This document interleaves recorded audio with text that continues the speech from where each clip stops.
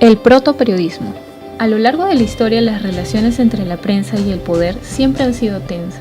Si regresamos en el tiempo, se considera que el primero en emplear un medio de comunicación fue el emperador Julio César en el siglo I a.C. Mediante un boletín llamado Acta Diurna, que era pegado en los muros de la ciudad, se daba a conocer qué obras había hecho el gobierno.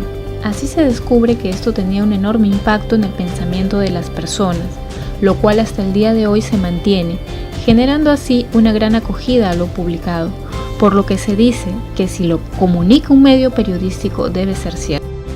Existen otros dos momentos muy importantes para entender esta parte de la historia del periodismo. El primero es el perfeccionamiento de la imprenta, un invento chino mejorado por Gutenberg. Luego está el telégrafo, que es a partir de esta creación en donde se segmentan las noticias. Todo estaba listo para que aparecieran los expertos en temas en un periódico, los periodistas especializados. Periodismo policial. Durante la primera mitad del siglo XVI nace en Europa las primeras hojas informativas. Su contenido era básicamente económico. Se denominaban las nuevas. A las noticias impresas eran volantes, no periódicos. Parecían hojas sacadas de un libro. La importancia de las fuentes. Según José Caminos, la fuente perfecta será la persona que tiene documentación importante y está ansiosa por contar lo que sabe. Existen diferentes fuentes, las fuentes personales, que son las que hablan personalmente, fuentes documentales, datos, estadísticas, fuentes anónimas, off the record, rumores. Periodismo de proximidad. Este ámbito hace referencia a aquellas publicaciones periodísticas, tanto en papel como en medio digital, destinadas a un territorio más restringido, es decir, a nivel local.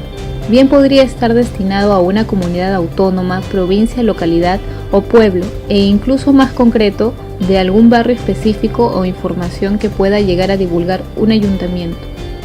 Periodismo de espectáculo. Ligado a lo cultural por el principio de expresión humana y creación, hoy se habla de la cultura del espectáculo. ¿Qué es el término farandulero? Significa danza rítmica. Se le designa como profesión la del farsante, por ejemplo como los cómicos ambulantes. Sensacionalismo. Son aquellos contenidos violentos, imágenes en circulación en donde muchas veces no aparece la mediación del periodista, tales como las cámaras ocultas, en donde el fin no justifica los medios. Diferencias entre lo público y lo privado. Vida pública. Personas conocidas, artistas, actores, cantantes, personas que impactan en la vida de otros. De estas personas sí se puede hablar públicamente, a diferencia de la vida privada, que son personas comunes, profesores, contadores, conocidos en el ámbito laboral, personas que no deben de ser mencionadas. Periodismo deportivo. Es la forma del periodismo que informa sobre temas relacionados con el deporte y los certámenes deportivos del interés de la opinión pública, de la cual todas las personas están informadas sobre los diversos deportes que se acontecen tanto nacional o internacionalmente. El periodismo deportivo es una sección destacada de muchos medios de información en la actualidad. Existen incluso asociaciones y gremios influyentes de periodistas deportivos en los diferentes países e incluso a nivel regional e internacional que se dedican a la cualificación del oficio de transmitir información específicamente deportiva. En contexto de crisis, el periodismo local se ha visto muy favorecido por la reducción de inversión en recursos humanos y materiales que exige el periodismo escrito, ya que los medios digitales requieren menos personas y medios. Gracias a Internet, una misma persona puede recopilar información, redactarla y difundirla mediante Internet, consiguiendo a su vez llegar a un mayor número de gente posible.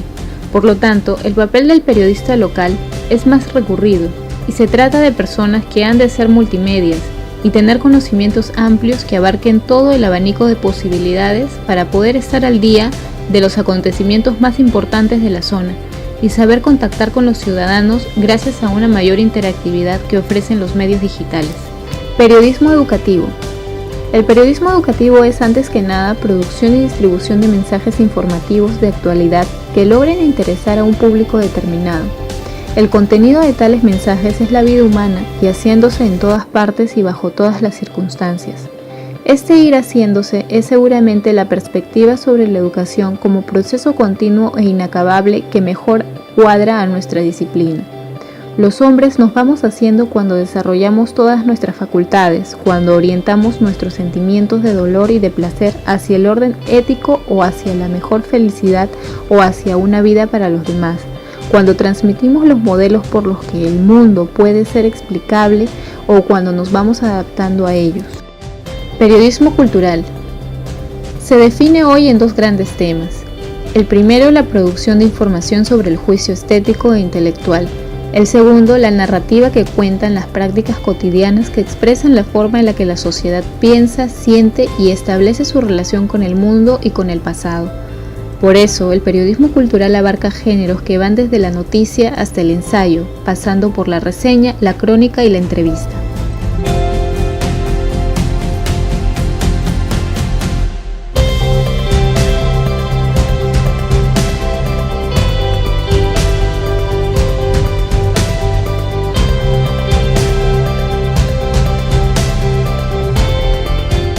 Buenos días, estamos en el Canal 4, nos encontramos con el periodista Gabriel Castro para conversar sobre temas de periodismo especializado. ¿Cómo estás, Gabriel? Bien, gracias por la entrevista. Gabriel, se conoce que el primero en iniciar todo acerca de la comunicación, utilizar un medio de comunicación, fue Julio César, el emperador, en donde buscaba él dar a conocer las obras que hacía su gobierno a través de un boletín llamado Acta Diurna.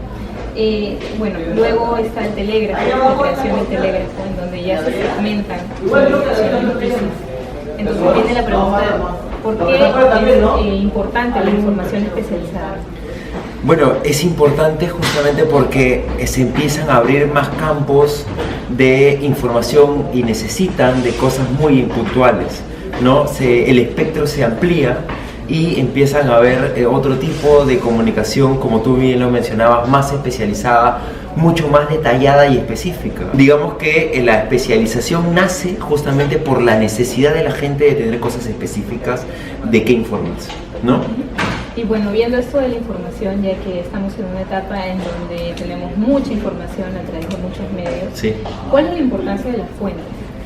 Bueno, la fuente es muy importante porque hay que decir que toda fuente manipula. Toda fuente, al comunicar algo, quiere de alguna manera llegarte a decir algo de una manera adecuada o específica. Entonces, partiendo de esto, tenemos que decir que hay fuentes primarias y secundarias. Y la importancia radica en qué fuente vas a tomar tú para nutrirte de información y luego traducirla esta en noticia. ¿Correcto? Porque no toda información es noticia, ¿no? La fuente primaria sería la más fidedigna. Por ejemplo, un futbolista lesionado, la fuente primaria sería el futbolista y preguntarle, oye, ¿vas a jugar el fin de semana? ¿Sí o no? Pero por una cuestión de estrategia, este futbolista te puede decir, no voy a jugar, y finalmente termina jugando, o te puede decir, sí, voy a jugar. En los dos casos, si te das cuenta, hay manipulación de la información. Una fuente secundaria sería el médico. El médico diría, doctor, ¿este jugador puede jugar o no? Bueno, lo vamos a ver con el técnico. Y el técnico es el que te puede decir otro tipo de información secundaria. Otra fuente secundaria, periódicos, revistas. ¿Y por qué son secundarias? Porque ya son tratadas. Ya ha sido tratada por un periodista y de repente ha sido segmentada la información. Bueno, según lo que dice José Caminos, la mejor fuente es aquella persona que está ansiosa por comunicar algo. Seguro, claro, porque tiene esa necesidad. Claro, viendo los tipos de fuentes que tenemos, ¿no? Como por ejemplo personales, ¿no? Las fuentes anónimas o los documentales, ¿cuál crees tú que sería la que se utiliza más día a día? Buena pregunta. Yo creo que hay de todo. La fuente personal es la que más se utiliza, digámoslo así, que es ir al hecho, ir al lugar y conseguir la información fidedigna de algún accidente, de algún tipo de declaración del presidente de la República o qué sé yo. Pero también obviamente los documentales se utilizan mucho y yo englobaría los documentales como también páginas web, como otros medios de comunicación que nutren de información y de ahí se saca para hacer noticias, ¿no? Y yendo ya a las especializaciones, sí. Por ejemplo, la especialización de periodismo policial. ¿Cuáles crees tú que son las particularidades de este tipo de especialización? Bueno, dicen que todo periodista tiene que empezar en policiales, ¿Por qué? Porque el policía lo que resuelve es la famosa pirámide invertida, ¿no? Y entonces ahí empiezas un poco a escribir o a redactar, ¿no? Para lo que sea cualquier plataforma. Y respondemos el qué, cómo, quién, cuándo, dónde, por qué y para qué. Entonces ahí están las 6 preguntas que respondes y eso es lo que el periodismo policial resuelve a diario, sobre todo. Y por eso es tan importante y es tan bueno, ¿no? Es el más práctico, por decirlo de una manera, ¿no? ¿Qué pasó? ¿Dónde pasó? ¿Cómo pasó? ¿Por qué pasó? ¿A quién afectó? ¿No? Una cosa así. Entonces ese es lo mejor. Claro. Y bueno, con respecto a los tipos de periodismo, por ejemplo, en los medios no se ve mucho el tema del periodismo cultural, el periodismo educativo. ¿Por qué razón crees tú que pasa esto? Bueno, depende a qué periodismo estemos refiriéndonos también. O sea, si nos vamos a un periodismo escrito, yo creo que sí hay en algunos periódicos. Pero si nos vamos a un periodismo televisivo, es un poco más complicado encontrarlo. Sobre todo en nuestro país. ¿Por qué? Porque la televisión es el show de la información. ¿Okay? Los noticieros, los programas, son el show de la información. Y partiendo de eso tenemos que hacer noticias que impacten y que informen a la vez. Y lamentablemente la cultura en nuestro país no es algo que sea muy llamativo. Sí hay pequeñas notas, sí hay esfuerzos por hacer cultura, pero son muy pocos, ¿no? ¿Y por qué? Por justamente lo que te acabo de decir, porque hay poco impacto en la población cuando tú emites una noticia de eso, ¿no? Y hablando acerca de justamente el show, ¿no? Vamos al tema del periodismo de especialización en lo que es espectáculo. Correcto. ¿No? Hablando sobre el espectáculo, ¿qué crees tú que es lo que más llama la atención, ¿no? en la televisión hoy en día? Sí, lamentablemente el periodismo de espectáculo está distorsionado desde mi punto de vista. Se puede hacer periodismo de espectáculo, es más, se debería de hacer. Tenemos muchas cosas para proponer, películas nuevas, teatro, gente en el espectáculo como novelas, series para desarrollar y potenciar.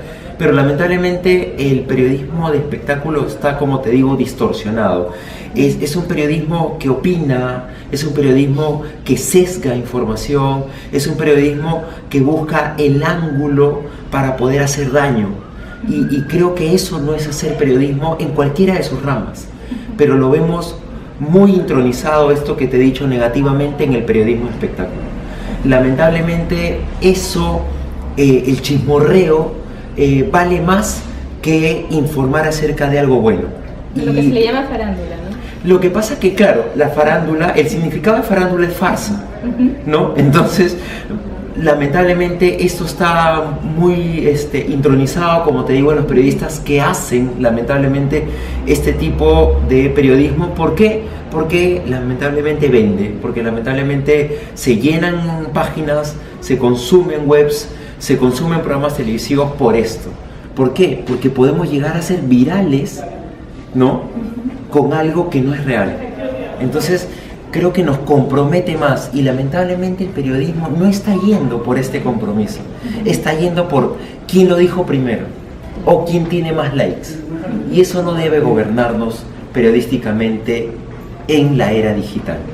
¿Correcto? Ahora, por otro lado, la era digital ha abierto que mucha gente que no tenía ni voz ni voto, ahora lo tenga. Entonces tenemos mayores fuentes de información. Pero al tener mayores fuentes de información tenemos que tener cuidado de que estas fuentes de información no sean falsas o no nos digan cosas que no sean reales y las lancemos. Pero ahí vendría también la importancia del periodista, ¿no? Exactamente. Nosotros acá utilizamos los medios digitales, pero utilizamos los medios digitales como fuente de información, pero siempre comprobamos de dónde vienen, de dónde provienen y recién lo lanzamos. Y hablando acerca del periodismo deportivo que hemos visto en tus redes, que eres aficionado al fútbol. Me encanta, sí. Bueno, me encanta todo tipo de deporte en realidad. Sí.